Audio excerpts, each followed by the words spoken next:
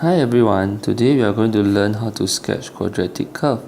Now, there are two types. The first type is complete the square, which looks something like this. The second type is factorized form, which looks something like this. Now, let's take a look at the first form, complete the square. Now, when we look at this example, we can quickly identify the value of a, b, and c. So, let us quickly write down a equals to 2, b equals to 3, c equals to 4. Now this value will actually help us to sketch the curve. Let's see how we do it. Now we need to identify first whether is it a minimum, a U-shape, or a maximum, a N-shaped curve. So we say that the value of x squared, if it's positive, it's minimum. So a, when multiplied by x squared, will tell us whether it's minimum or maximum. So very quickly we write a is equals to 2, which means this is a positive, a minimum, we know it's a U-shaped curve. Now the next thing is we need to identify where does this curve lies. So very quickly we look at the second one, which is the turning point. Now matching the equation, we can see that turning point means I need to find the value of x and y. This x will come from this x minus 3. So let me highlight. This x minus 3 will help us. So let us write it down. So we say that let x minus 3 equals to 0, x is equals to 3. So very quickly we know this is 3 comma something. Now how do I find the value of y? So the value of y is found by looking at the next value, which is 4. So we say that, y, in this case, y will be equals to 4. So we know this is 4. Now on the graph, very quickly, we know that it is a 3, 4.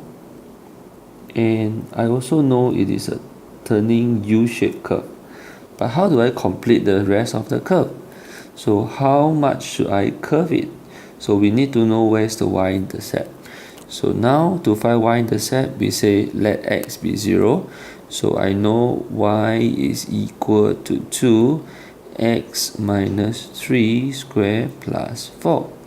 In this case, x is 0. So I replace x with 0. And I will have this equal to 22. So I know this is 22. So very quickly I can mark this on my curve, which means I have this 22 here, and I can draw my curve.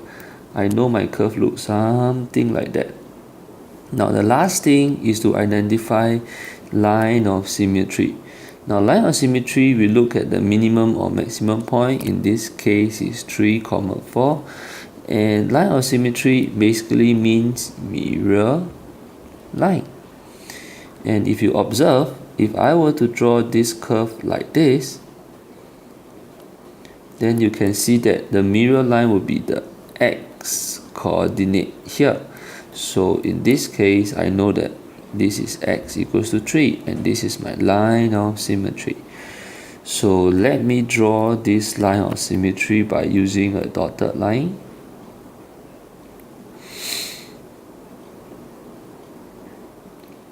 Dotted line, and it looks something, oh dear, this is wrong. So basically it looks something like okay, let me remove the dotted line. So it looks something like this. So draw it properly, then you see that this is x equals to 3, and this is my curve. So lastly, I always label my curve. So this is y equals to 2 x minus 3 square plus 4. Now let us recap. Now there are 4 steps to draw the curve, and we need to identify number 1, okay, let me zoom out a bit. So this is the overview. So number 1, whenever I look at the complete the square form, I have to determine whether is it minimum or maximum curve.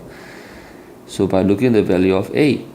Now I need to determine the turning point, and this is done by looking at the value of x and y. X can be found in this here by letting this value be 0, and y can be copying this value, and I get the value of turning point.